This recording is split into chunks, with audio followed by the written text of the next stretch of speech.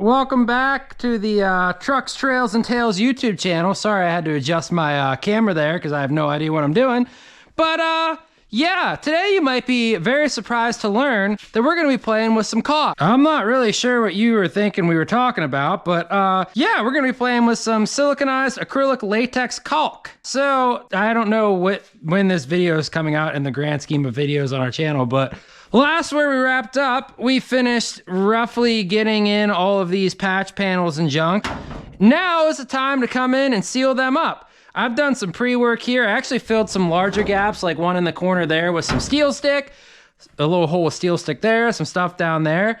So now is the time to, you know, seam seal these little areas, which it's not really gonna matter because this thing's gonna rust out soon anyway. But it makes me feel better about it. It'll keep any water from getting in and out of these and doing, you know, silicone-y things. Now, I know what most of you are saying, Seth, that's not automotive seam sealer.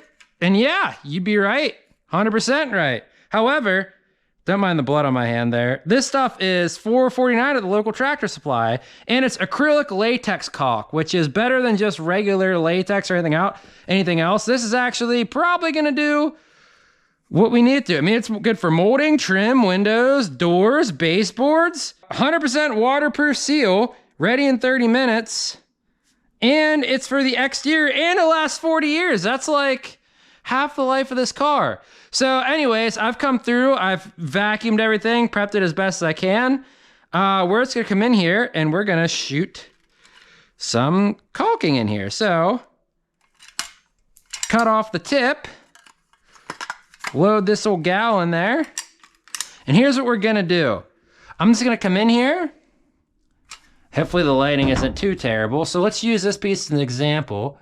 We're just gonna come in here, and we're just gonna lay a nice little bead right down next to that guy. Then what I'm gonna do is I have my trusty rag here.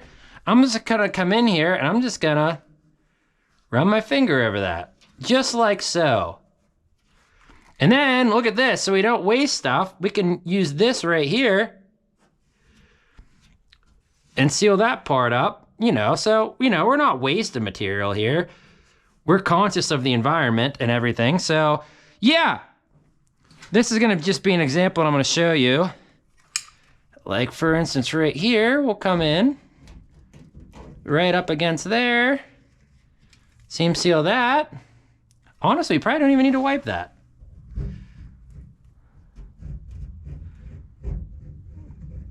Oh, it's like decorating cakes.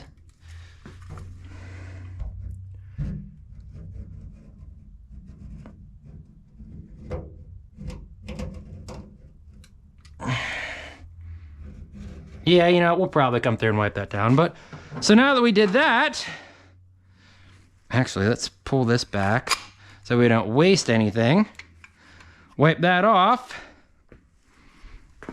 And what we're gonna do is we're gonna come in here.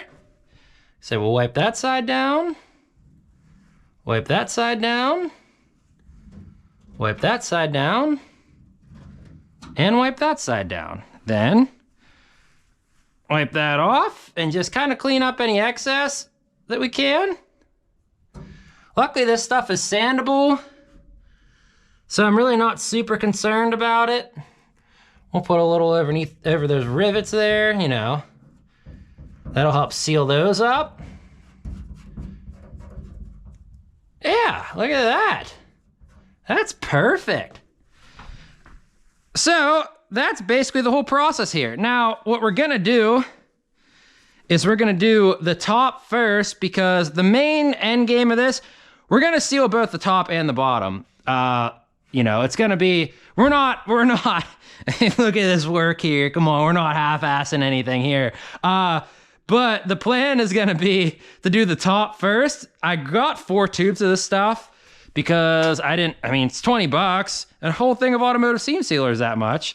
So that's 20 bucks. I wanna do the top first because I wanna paint this tomorrow. And you gotta wait like 24 hours for it to cure up. It'll probably won't take 24 hours, but yeah, so I'm gonna do the top first and then we'll see how much we have left and then we'll go and do the bottom of this as well. So I'm I'm gonna do a good portion of this rear here. Like I said, that's basically all it is. Just shmoo it on there, use your hand, wipe it off, you're done. I'm gonna get this section done and then we'll move on to the front and I'll bring you guys in once I get this part done. All right, well, don't mind the crappy lighting, but here's the initial result. We got everything sort of, whoop. There's kind of a piece that's hung up right there. Don't worry about that little guy. Yeah, it's not perfect, but the good thing about this stuff is it's sandable. So, you know, I just kind of filled every crack and crevice I could that looked like it would be an issue. And it seems to turn out really well. I'm actually pretty impressed. This stuff is kind of like the consistency of like a soft icing, I guess, the best way to put it.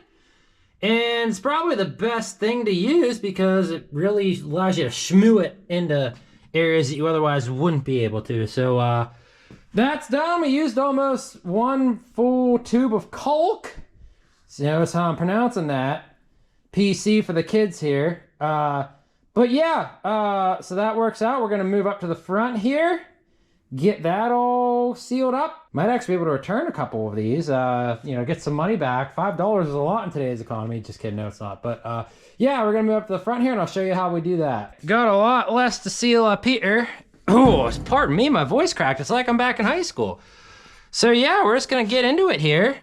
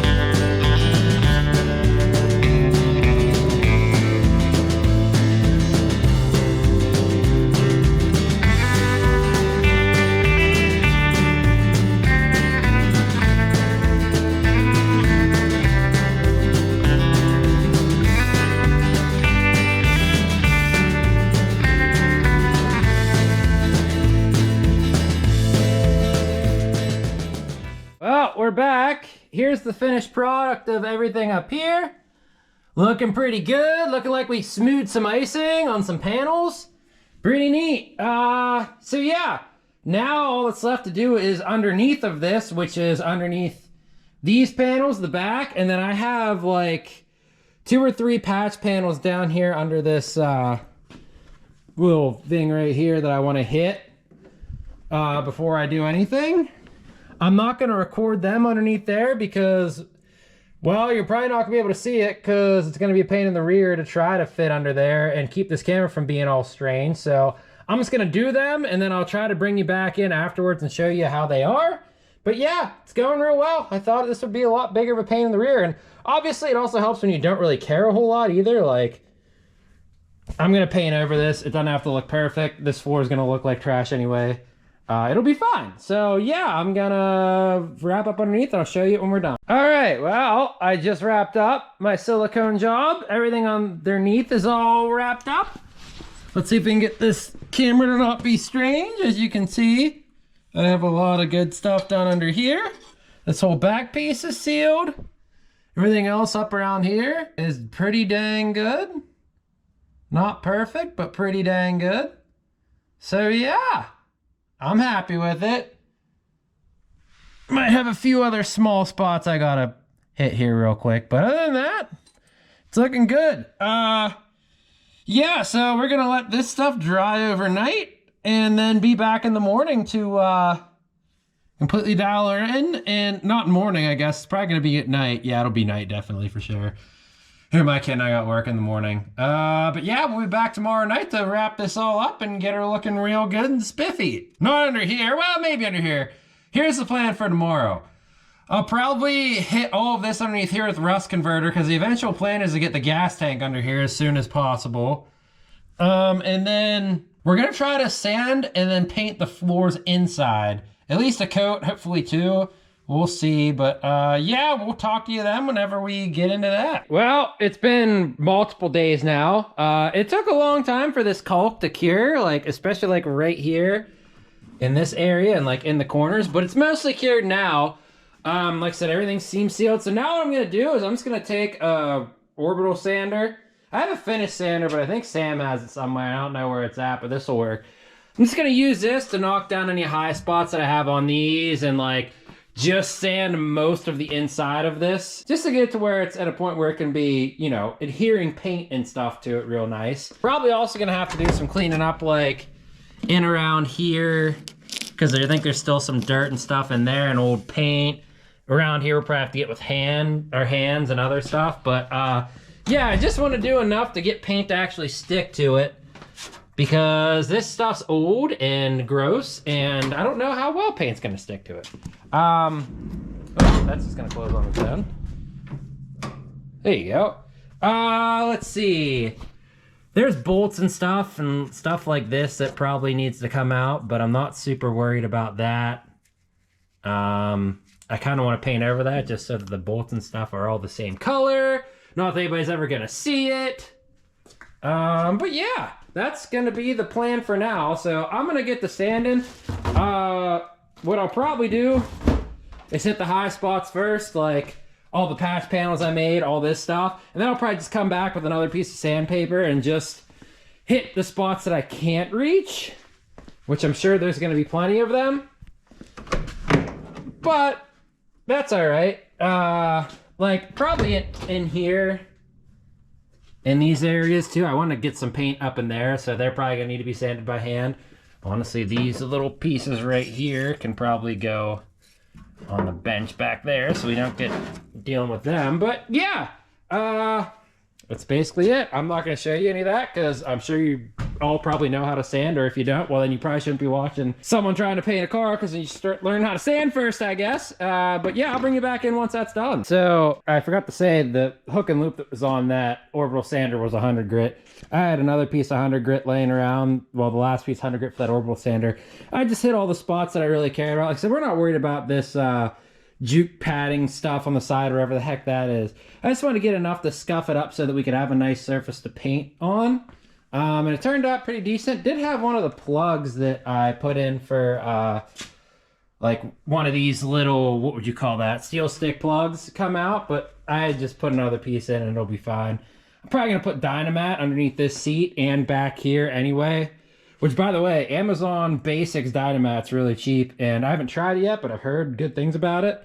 So yeah, that's why we didn't save these pads or anything either, because it's just butyl that Dynamat is, and that probably what it was there, or probably a different material. So now that I got that all scuffed up, I'm gonna come in and shop back this out. Yeah, just to get all the big stuff out as much as I can. It doesn't have to be perfect. Like I said, I really don't care super much about this paint job.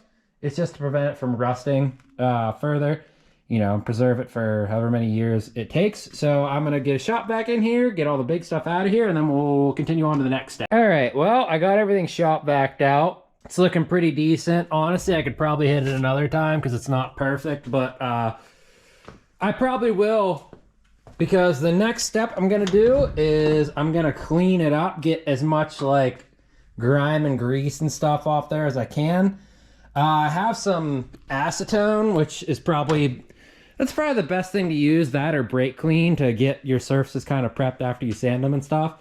So what I'm gonna do is I'm gonna take some acetone, wipe down all the surfaces I'm gonna paint. Then we'll do the next step from there. We actually might hit up the shop vac another time after that, just to make sure nothing, you know, is hanging around on there. Like I said, I really don't care that much, but you know, I'm going through all this effort, so I might as well try to make it as clean as possible, even though stuff's probably falling out of every rust hole on this thing anyways. All right, so the first step here is I actually really like this stuff, Rust-Oleum Rust Reformer. I don't know if it actually works, but it makes me feel better about myself. whenever doing things like this. And what we're gonna try to do is I got a flashlight and this can, and we're just gonna go through and try to hit any spots that are rusty because I don't really want them to rust again. So like for instance, over here, I didn't even really clean this up, but let's hit this hinge. Oh yeah, beautiful. And then all up around here, definitely needs some of this. Oh, I actually forgot to mask that off. I gotta do that. What a dummy. So yeah, just kind of get in there and hit the very rusty areas. I'm gonna take this off real quick and then I'll be back, because that was dumb of me. I don't want to ruin that chrome trim. All right, we're back. I fixed it. Yay me. But yeah, now as you can see, there's just areas here where, you know, it could really use some of this stuff. Up here, which I didn't even hit with any acetone or anything, but we're gonna hit it anyway, just to make me feel good about myself. Yeah, that's real nice. Let's see, right here needs it. Maybe you. This definitely needs it right here, this area. Looking a little shiesty. But yeah, like all back in here and stuff, it definitely doesn't need it. But here where stuff was sitting for a while, you know, getting crusty and rusty, in my opinion, it just makes sense. You're already here. This stuff costs like, you can probably get it cheaper. At Tractor Supply, it's like $8 a can. But it makes me feel better that I'm painting this stuff and actually maybe trying to convert rust. Like I said, it may just be completely placebo and I'm just an idiot. And if I am, please tell me in the comments, because I would love to know. I use this stuff because I used to use like just, what's it called? Like the Stop Rust paint. But I painted frames and stuff with that stuff before.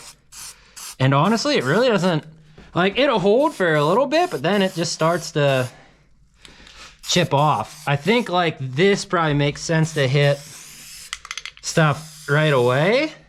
You know what I mean? Like hit the rusty areas now and then paint it, as opposed to if you have something that's like really nice that doesn't need this stuff, then you just use the Stop Rust stuff. That's my opinion, at least. I don't know if there's any merit to it.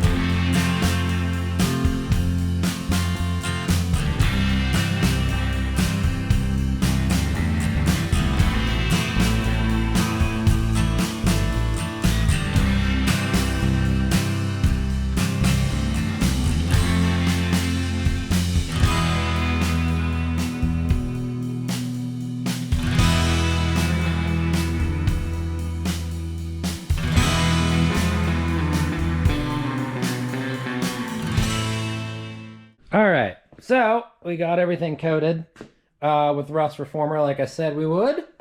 Inside of here, I think we're supposed to let this dry overnight, but I'm really not super worried about that because I'm going to be putting a nice coat of paint on anyway.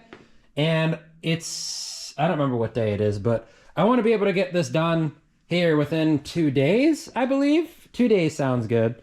So I'm going to do one coat right now just to get a nice base coat on, and then wait 24 hours or so ish, and then do another coat. Now, as you can see, I got all in here painted, but my other end game was to rust reform under here.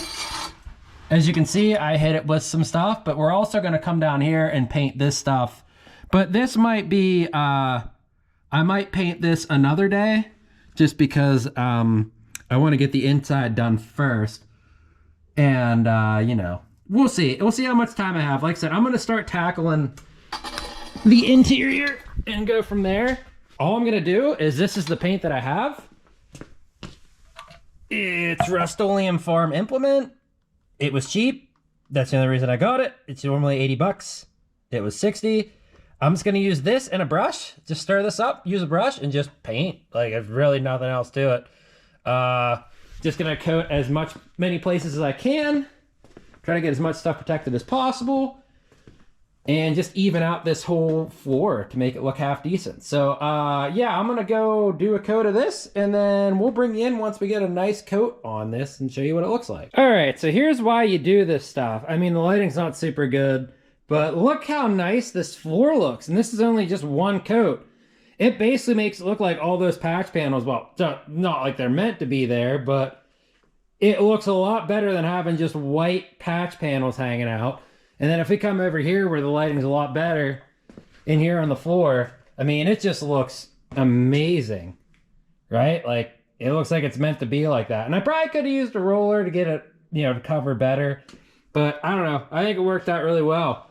So this is going to be the first coat. And then I think tomorrow, you know, give or take 24 hours or so, we'll come out and we'll throw another coat on this and then hope it looks great. Yeah, I'm pretty happy about it. So we'll see you then when we put that second coat on. So we're back in here. Here's what we're looking like after about, I don't know, when did I stop this? Like 5 p.m. yesterday. It's about noon the next day. So what's that, 19 hours? It's still a little wet and tacky. There's some, like, you know, crap in it and stuff. Like right there, I think is part of a brush. Yeah.